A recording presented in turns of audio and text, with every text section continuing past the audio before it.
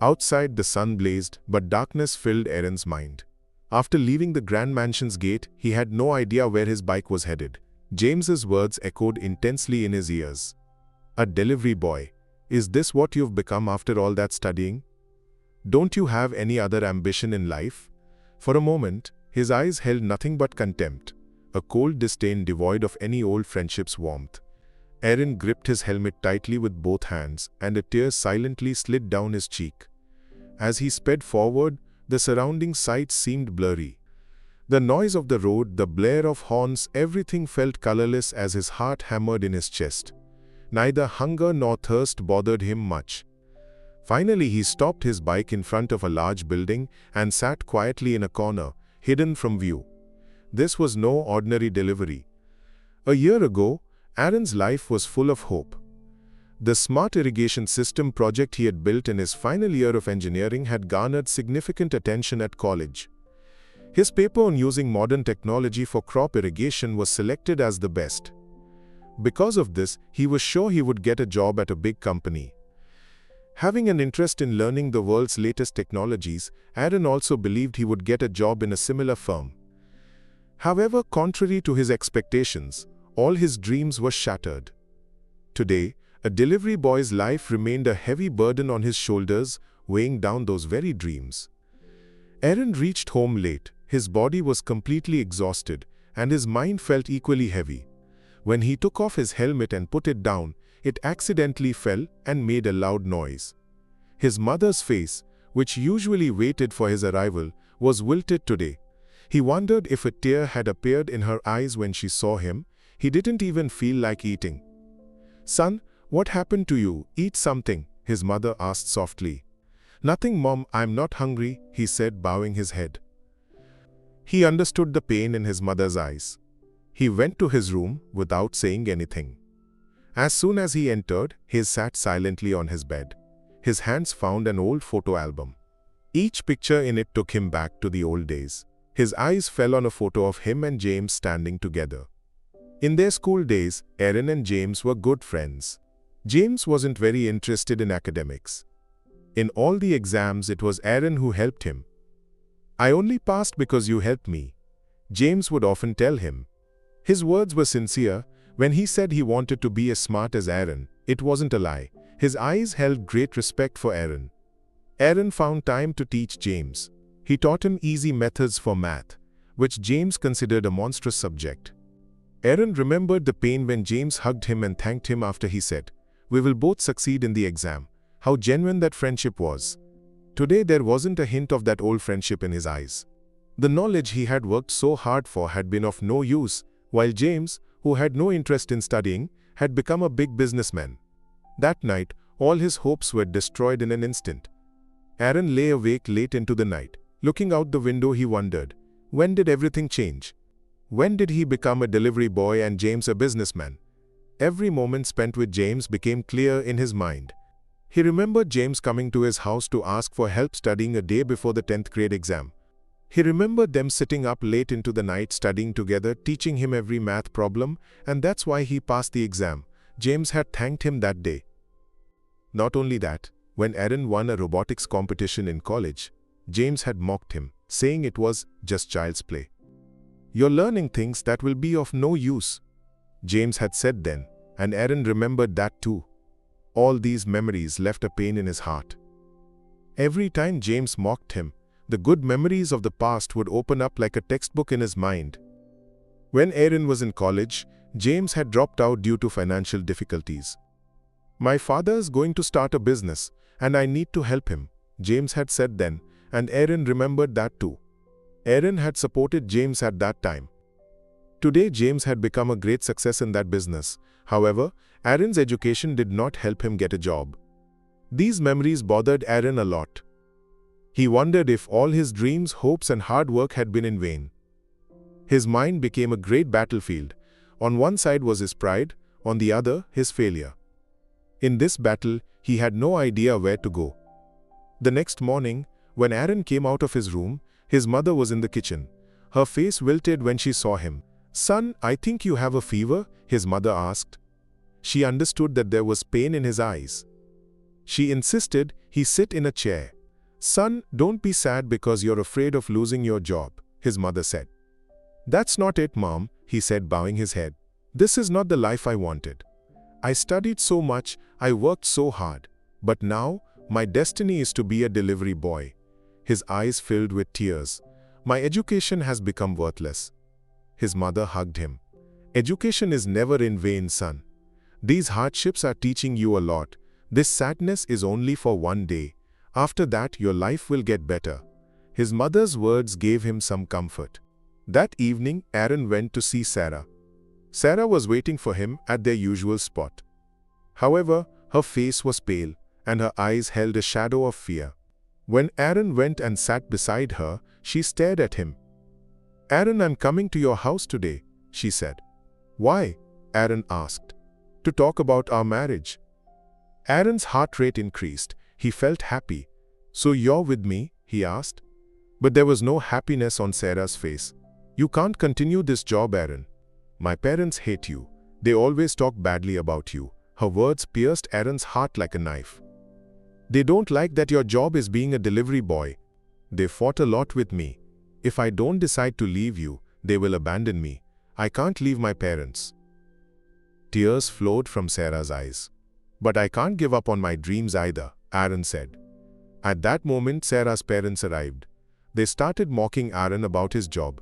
"Are you going to marry a delivery boy?" Sarah's mother asked. "What's the use of his education? If you want, we can give him a job as a delivery boy in our company," her father added. Aaron looked at them angrily. But he couldn't say anything. Seeing Sarah's eyes fill with tears, Aaron felt even more sad. "I can no longer continue this job," he said with determination. The meeting with Sarah mentally exhausted Aaron. He called his friend Liam on the phone. Hearing the pain in his voice, Liam came to Aaron immediately. Liam consoled him. "You shouldn't be so sad. Your education won't be in vain. If you feel like doing something, I'm with you," Liam said. "You still have a lot of potential. Being a delivery boy is your job, not who you are." Liam's words gave Aaron a lot of comfort. "I don't like this life. I always have to bow my head in front of others. I can't bear that," Aaron said with pain. "Are you a good friend? Am I a good person?" Liam asked. Aaron didn't say anything. "This job will teach you many things. It is a lesson. This lesson will make you a better person," Liam said. Liam patted Aaron's shoulder, and that sincere touch gave him a lot of courage. The next morning, Aaron got ready to go to work. His mind was heavy. Another new order came in. A mother had ordered, and she had ordered for her son's birthday. When Aaron arrived and gave her the food, the mother mocked him. "Didn't you get any other job?" she asked. "My son is an engineer," she said. "I don't want my son to grow up looking at delivery boys like you." These words pierced Aaron's heart like a knife. He turned and walked away without saying anything. Then he took out his phone and sent a message that he was quitting the delivery job. When he informed Liam of his decision, Liam said, "You are a good person. I know what you need." Aaron went home and told his mother and father that he had quit his job. His mother looked at him with fear. "Son, I know this job gives you trouble, but how will you move forward without a job?" his mother asked. His father looked at Aaron without saying anything. "I can't continue this job anymore. I'm going to start my own business," Aaron said. "What's your plan?" his father asked. "I'm going to start a small food stall," Aaron said. There was happiness and pride in his father's eyes. "You've made a good decision. I'm with you," his father said. Tears of joy flowed from his mother's eyes. "I have faith in my son," his mother said. At that moment, Aaron understood that he was stepping into a new world. Aaron sat in his room and prepared a plan. He decided to start a small food stall. He wrote down how much money he would need, where he should start the stall, what food he should sell, and how much each item would cost. He realized that a food stall would cost about 10,000 rupees to start. Aaron only had 2,000 rupees. He thought about how he would find the rest of the money. That's when he remembered his bike. He decided to sell his bike. "My bike has helped many people. Now this bike will help me," he thought to himself. Aaron looked at his bike and smiled. Aaron placed an ad to sell his bike. It sold quickly. He decided to use that money to start a small food stall. He walked toward the small room he had found. It was a very small room. He cleaned the room and got ready to start a new life. He saw a new world in that room. One day in that room he would start a new life. He had a goal in his mind. I will not bow my head in front of anyone anymore. Aaron and his friend Liam went looking for a suitable place to start a food stall. They found a small spot near a busy college in the city. It was a very dirty place.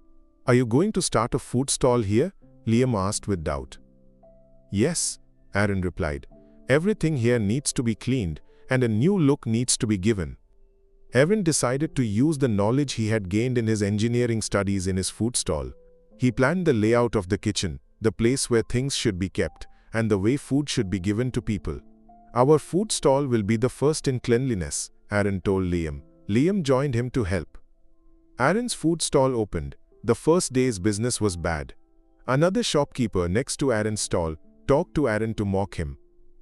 Didn't you get any other job? He asked.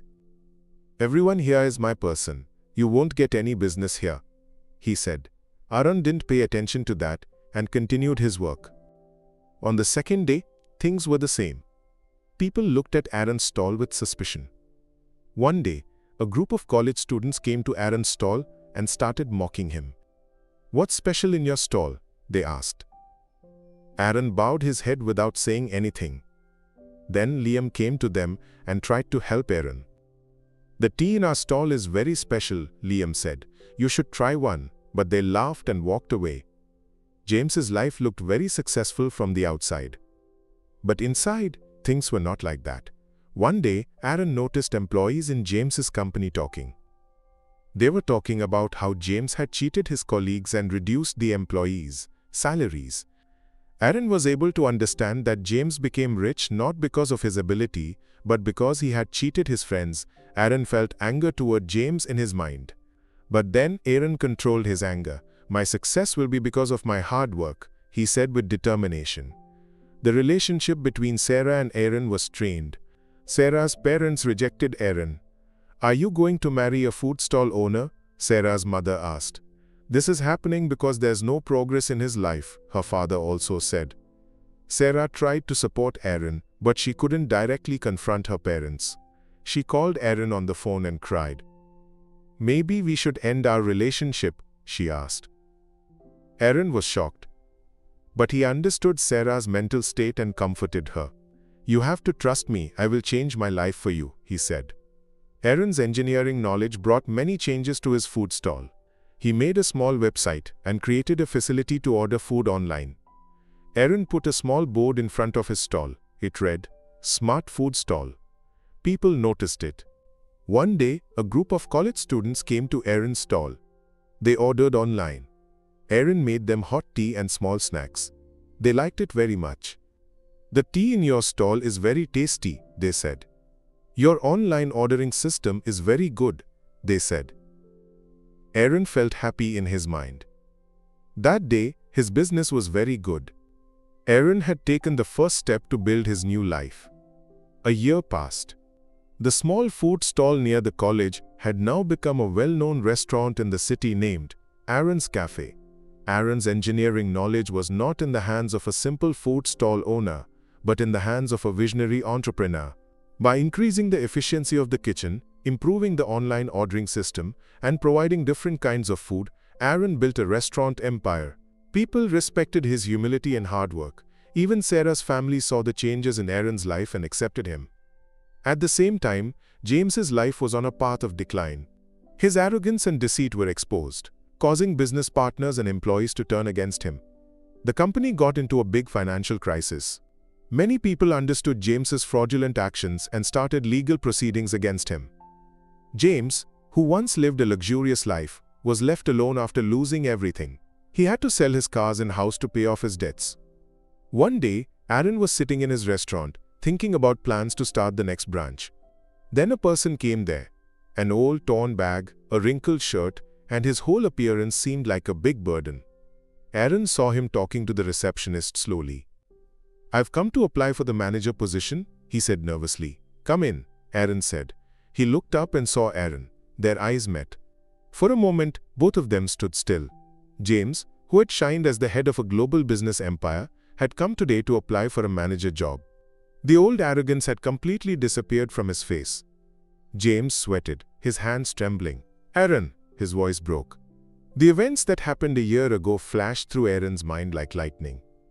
The mansion gate, the mocking look, the painful words. "What do you want, James?" Aaron asked calmly. James bowed his head. "I need a job, Aaron. I'm broken. I've lost everything." James said, crying, "I lost everything.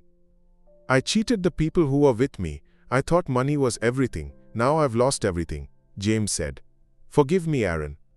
Aaron said with a smile, "It's not just money. A person who has love and honesty is the real winner." Aaron continued, "I will give you a manager's job. But before that you have a lot to learn," Aaron told him. Aaron looked at James, who was sitting in front of him. There was no gleam of revenge in that look, only compassion and empathy. Aaron gave James the job. James began his new life in Aaron's hands. This story teaches us that money can change a person's nature, but true success lies in hard work, love, and honesty.